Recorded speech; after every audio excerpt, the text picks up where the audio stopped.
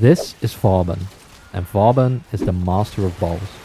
Electric balls, buffing balls, speed balls, tether balls, singularity balls, armor strip balls, but most of all, shooting balls.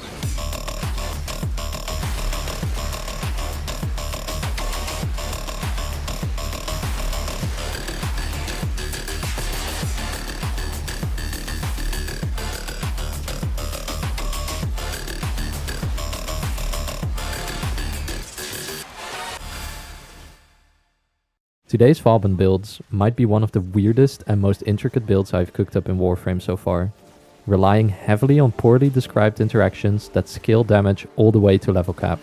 I want to preface this video with saying that there are plenty of frames that can do what this build does better and more efficiently, but I'm sure you'll learn something from these strange interactions along the way, so strap in and enjoy. For the Vauban build shown today, I am maximally investing in his second ability, minelayer, and more specifically, Flechette Orb. Flechette Orb can be thrown a total of 4 times and has a 10-meter range, both unaffected by mods or other outside sources. Besides this, the fire rate of Flechette Orb is also unaffected by any mods or abilities. Flechette Orb has a 100% status chance to apply a puncture status effect, which increases the crit chance on enemies an additional 25% and reduces their damage done by 80% at the 5 stacks cap. If optimized correctly, Flechette Orb is able to instantly kill level cap enemies as its damage scales with enemy level. If we look at the formula for the Flechette Orb damage, we can see this. Here, the enemy level multiplier increases every 10 plus 1 enemy levels, so at 11, 21, 31, etc. As you can see, ability strength double dips in this formula through the direct buff to Flechette Orb's damage, but also by increasing the Overdriver bonus, which is another grenade which can be thrown with Vauban's minelayer ability. This means that maximizing ability strength will be the main way to scale Flechette Orb's damage. The passive damage bonus in this formula is an additional bonus which Vauban gets for all his damage, if you are damaging enemies which are incapacitated with any form of crowd control. Besides this, Flechette Orb has the ability to deal headshots, and it has a 50% base crit chance and a 2 times critical damage multiplier. Sadly, the Scourge headshot buff will not apply, but headshots from Flechette Orb are able to trigger any headshot related arcane on your Warframe, and other arcanes activating on crit or hit as well. Crit chance can be further scaled by outside sources, such as Arcane Avenger, Mutalist Quanta bubbles, or the Smite Kavat crit buff from Charm. Arcane Avenger can easily be triggered through the use of Combat Discipline, which will either drain Overguard when Overguard is available, or health. Crit damage can be increased by Tech Collateral, but this will restrict your maneuverability. Instead, I have chosen to use Tenacious Bond, which can be used on your companion to scale crit damage.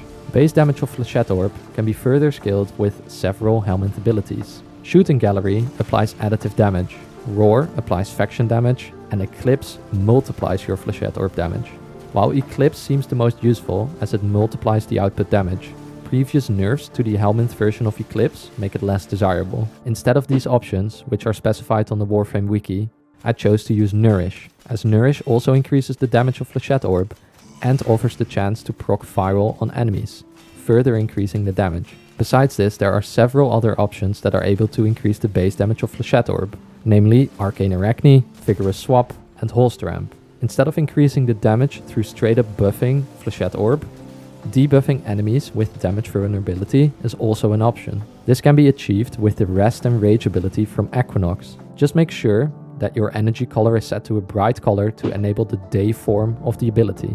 This damage vulnerability is a final multiplicative bonus which increases damage done from all sources, which will be important in a moment. Besides increasing damage, Vauban has excellent armor strip utility from his 4th ability, Bastille, which will either suspend enemies in the air while armor stripping them, or after Bastille's original effect has subsided, or when cast by holding your 4th ability, will spawn a singularity sucking in enemies for easy grouping. Both can be used to either funnel enemies into your Flechette Orbs, or armor strip enemies, massively increasing your damage output. Now let's take a few steps back and talk about the earlier mentioned Mutalist Quanta. While Mutalist Quanta bubbles and Fold Shield buffs won't stack, Mutalist Quanta and Arcane Avenger will, allowing for orange crits. In addition to a 25% crit chance and crit damage increase, Flechette Orb shooting through Mutalist Quanta bubbles will also gain 500% electricity damage, but it will only deal 0.66 times its original total damage. This 0.66 times original total damage will be negligible because of all the other scaling that we can utilize.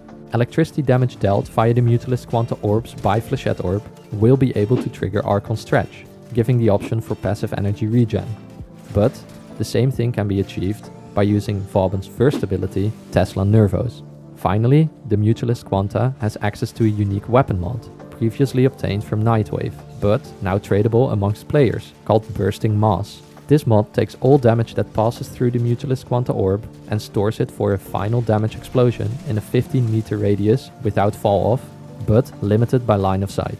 Outside of absorbing damage, direct damage increases to Bursting Mass only come from an appropriate faction mod slotted on the Mutalist Quanta, or faction damage from Roar, or the earlier mentioned damage vulnerability from Rest and Rage. Bursting Mass paired with the scaling damage from Flechette Orb gives the possibility for nuke damage going into the hundreds of millions, if not even hitting damage cap at enemy levels that are high enough. Now that I have covered most of the interactions that I've been investigating for ball maxing my Vauban build, let me present to you two builds that I've been using in the Simulacrum. Okay, so here we are. Before I go into the two builds that I have today, I want to cover what will be relatively consistent across both of the builds, which is the Archon shards. So the Archon shards are 2 Tau-Forged Ember Archon shards for casting speed, and then 3 Tau-Forged Crimson Archon shards for ability duration. You can consider running ability strength here instead, however the scaling is fine as it is. As you saw in the introduction, I was killing level cap enemies without having the 3 ability strength shards here. So that's it for the Archon shards. Then the other thing that will remain relatively consistent across multiple Vauban builds and how you can build Vauban is the companions. For the Alchemy / Cascade build that I have made, I'm running the Shade Prime, and the reason why I am running the Shade Prime is because of the following mod.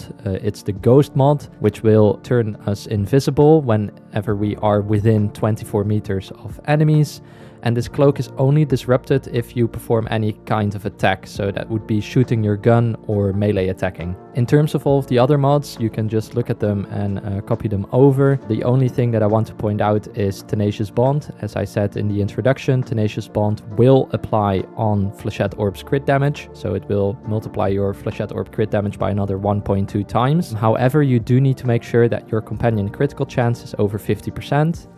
This is quite easy if you use the Vulcax weapon on your companion. You can also use the Prime laser rifle for this, but you will need a Riven mod to reach the critical chance that you need. On the Vulcax, it's quite easy. You can either use critical delay to get the 50% critical chance, or you can even use a point strike, which will get you exactly 50% critical chance. For the survival build that I will be showing, I am running a Panzer Vulpaphyla. The Panzer Vulpaphyla is mostly there for the viral proccing, so that will be happening via viral quills. Here I'm also using Tenacious Bond, and the way we get to 50% critical chance here is by using Bite on our companion, and Bite at rank 4 on the Panzer Vulpaphyla will be giving us 50% critical chance exactly, triggering Tenacious Bond for more Flechette Orb damage. If we then go into the first Vauban build, it will look like this. So this is, as I said, the Alchemy's Cascade build. I did take this to level cap in Alchemy, which took me a long and painful 10 hours to get to. It was quite a bit of fun though. I like Alchemy as a game mode. It's something else compared to like sitting around in a survival or doing endless Void Cascades all of the time. So it was a good challenge. I will probably also be recommending this for Cascade because it will mostly work the same. You don't really have a kill rate that you need to achieve, and you don't really have any Demolists which have really high ability damage negation. So this will also kill the Thrax units if you are debuffing them with your Bastille as well. So to go over Vauban's abilities that I have on this build, I kept Tesla Nervos, I kept minelayer of course for all of the orbs. I then replaced Photon Strike with Nourish, and I have Bastille still on here as well. In terms of the mod setup, I am using the Combat Discipline Arcane Avenger combo, like I mentioned in the introduction. I have Prime Sure-Footed so I don't fall over from enemy effects. I'm using Vigorous Swap as this will increase the Flechette Orb damage. I'm then building for a lot of power strength with Blind Rage as well as with Intensify. I have Rolling Guard on here to negate some of the status effects that will be cast upon me by enemies, like heat effects or toxin effects. I then have Equilibrium to sustain my energy, Archon Stretch as well to sustain my energy, and Primed Continuity for more ability duration, so I can lock down areas of the map for a longer amount of time. Then to recoup the amount of health that we lose from Combat Discipline, I'm running Arcane Victory, which will trigger and will work. This gives me a way to recover health on kill, which otherwise I will be stuck at a low health number and Combat Discipline will not proc anymore. So this is the way we regain health for Combat Discipline to continuously proc. That's pretty much all of it for the first Vauban build. In terms of the weapons for this build, I'm using the Praedos, as the Praedos is a nice stat stick for more maneuverability, which you will need in Alchemy if you are running around throwing the amphors into the Crucible. Here on the second evolution on the Praedos, you get sprint, speed and slide. And on the fourth evolution, you get parkour velocity, which both really help out with moving around the map. Primary weapon doesn't really matter. I have the Mutalist Quanta. This is for the survival build, which I will be covering in a little bit. And then for the secondary, I have the Grimoire. On the Grimoire, I'm using Amalgam Barrel Diffusion for faster dodge speed, and I'm using the Foam Invocation from the Invocation mods for additional ability strength, increasing the damage of my Flechette Orb and Overdriver bonus. Then in terms of the other mods, it's a whole lot of Fire Rate, 2 of the Augur mods to increase the shield gates that I'm using for the survival build, which I will be covering in a little bit. And then I'm using Perpetual Agony, as well as Augur Seeker for both of the status duration increases. And this is because the alternate fire of this weapon will proc electricity on enemies. And if they then have Overguard, I will be gaining Overguard because of Secondary Fortifier. What's also important to note is that Secondary Fortifier works if you are throwing amphors at enemies.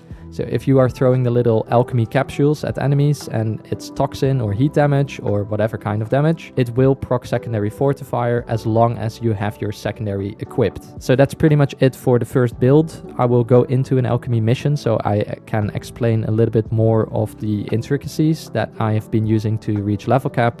So I will see you there. Okay, so here we are in the alchemy mission. Let's make our way over to the first crucible, which is right here. That's really nice. Get Nourish, get an energy pad to gain our original energy, our initial energy I should say. Throw all of the buffs around and you can already see that stuff starts dying. Now we make sure that we have electricity and cold that we are throwing in this crucible, and then we are good to go.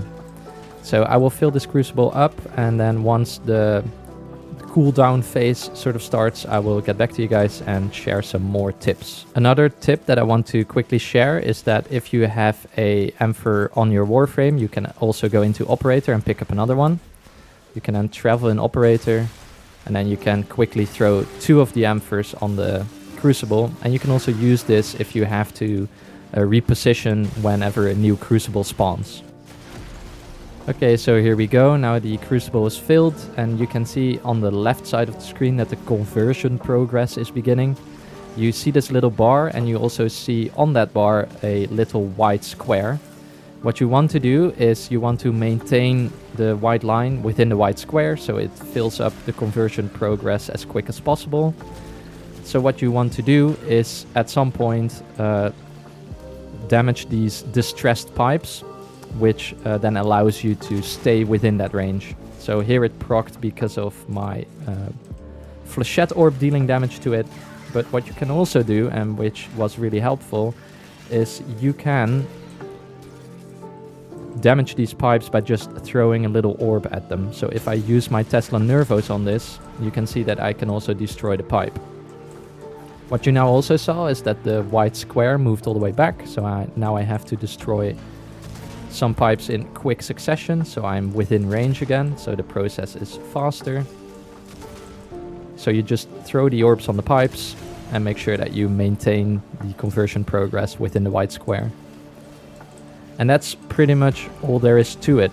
And as you also see, I'm casting all of my abilities, but I'm not losing my invisibility.